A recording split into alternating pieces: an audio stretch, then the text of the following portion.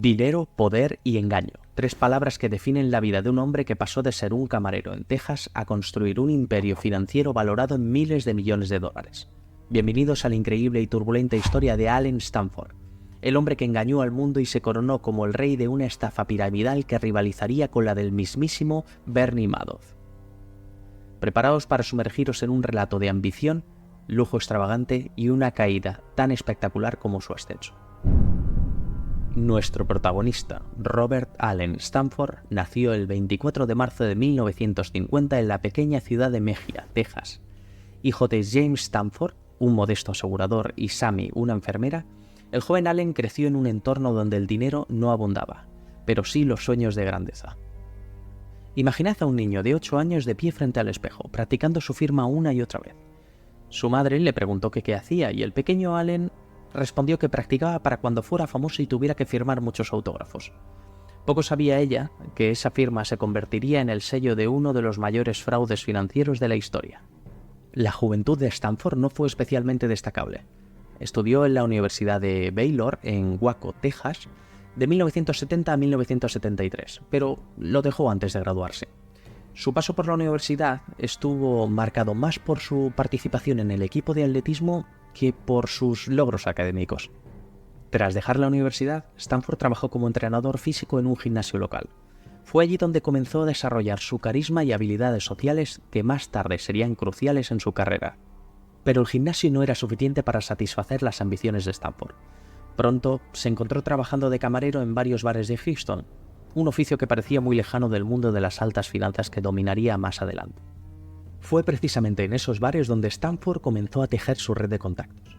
Entre copa y copa aprendió el arte de la persuasión y la importancia de las conexiones. Solía decir a sus compañeros que cada conversación era una oportunidad, que nunca se sabía quién podía ser tu próximo socio millonario. Y vaya si tenía razón. En 1980, Stanford dio su primer paso en el mundo de los negocios al unirse a la pequeña empresa de su padre, Stanford Financial Group. Pero el joven Allen tenía unas ambiciones mucho mayores. En 1983, Stanford hizo su primera incursión en el mundo inmobiliario, comprando propiedades durante la crisis del petróleo en Texas. Fue un momento y un movimiento arriesgado, pero que sentó las bases de su futura fortuna. 2 años después, en 1985, con 35 años, Stanford dio su primer gran paso independiente al adquirir una pequeña empresa inmobiliaria en Houston llamada Lodis & Associates. La rebautizó como Stanford Financial Group, el nombre que se convertiría en sinónimo de su imperio. Pero el verdadero punto de inflexión llegó en 1986, cuando Stanford puso sus ojos en el Caribe.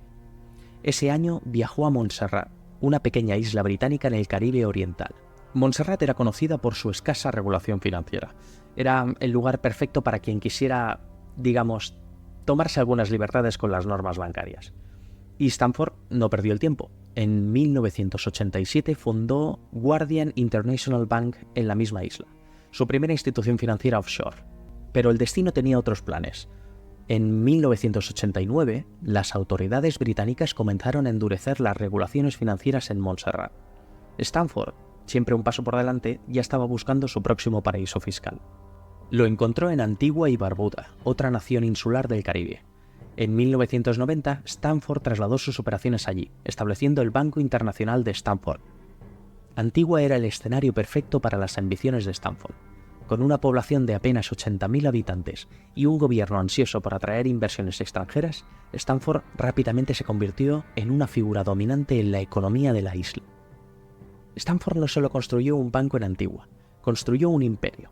Restaurantes, un periódico, clubes de cricket, incluso financió la remodelación del aeropuerto internacional.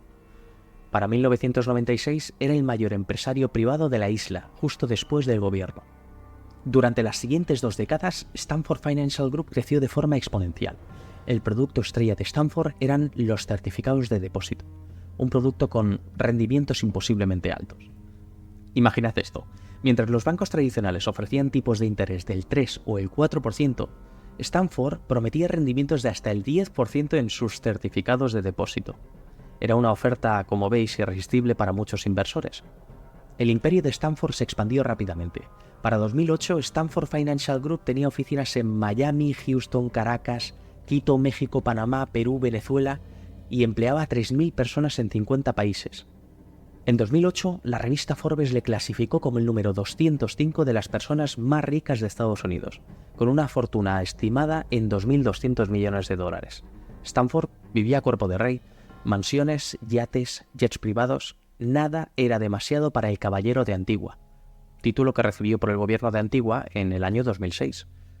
Su pasión por el cricket, un deporte poco popular en Estados Unidos pero adorado en el Caribe, se convirtió en su carta de presentación.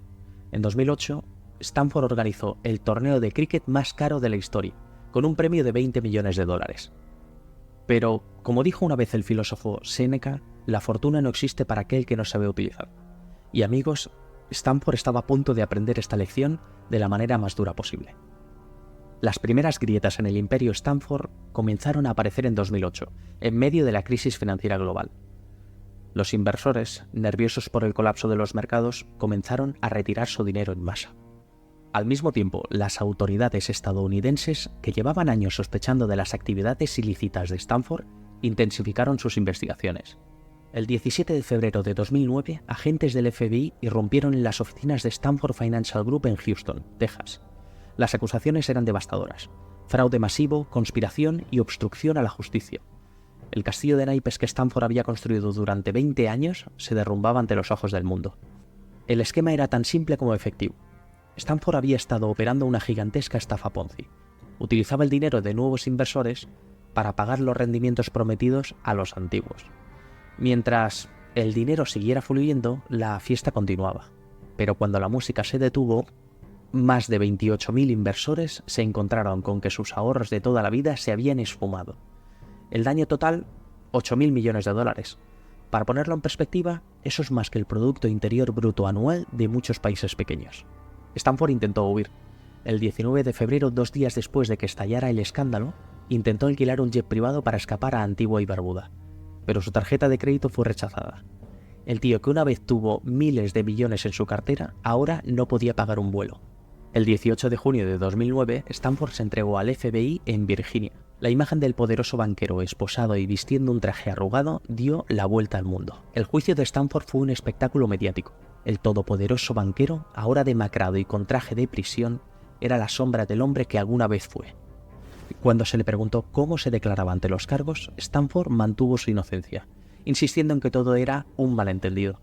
Sin embargo, el jurado no lo vio así. El juicio duró 6 semanas, durante las cuales se presentaron pruebas abrumadoras de la estafa de Stanford. El 6 de marzo de 2012, Allen Stanford fue declarado culpable de 13 cargos de fraude. El juez dictó sentencia: 110 años de prisión federal. Era una de las condenas más largas jamás impuestas por un fraude financiero en la historia de Estados Unidos. El veredicto fue un golpe devastador para Stanford, pero para muchas de sus víctimas no fue suficiente. Una de ellas declaró a los medios que Stanford les había quitado todo: sus ahorros, sus sueños y su futuro, y que ni siquiera 110 años de cárcel compensaban el daño que había hecho. Las consecuencias del fraude de Stanford fueron de largo alcance. En Antigua, la economía de la isla se tambaleó por completo.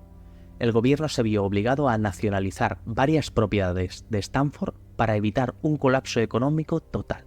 En Venezuela, donde Stanford tenía una importante presencia, miles de inversores perdieron todos sus ahorros.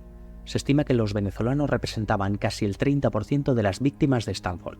Allen Stanford cumple su condena en la Institución Correccional Federal de Coleman, una prisión de alta seguridad en Florida. Su imperio se ha desvanecido y su fortuna se ha evaporado, y su nombre ha pasado a la historia como sinónimo de fraude y engaño. La historia de Allen Stanford es un recordatorio poderoso de que en el mundo de las finanzas, si algo parece demasiado bueno para ser verdad, probablemente lo sea. Es una lección sobre la avaricia, la ambición desmedida y las consecuencias devastadoras que pueden tener nuestras acciones. Mientras Stanford pasa sus días entre rejas, miles de personas siguen luchando por recuperar lo que algún día perdieron. Es un recordatorio sombrío de que en el juego del dinero, a veces, todos podemos perder. Esta ha sido la historia de Allen Stanford, el hombre que construyó un imperio sobre arena y vio cómo se lo llevaba la marea. Un cuento de advertencia para nuestros tiempos, una historia que nos recuerda que la integridad y la honestidad son valores que ninguna cantidad de dinero puede comprar. Si os ha gustado este vídeo, no olvidéis darle a like y suscribiros para más historias como esta. Y recordad, si en el mundo de las inversiones suena demasiado bueno para ser verdad, probablemente lo sea. Hasta la próxima, amigos.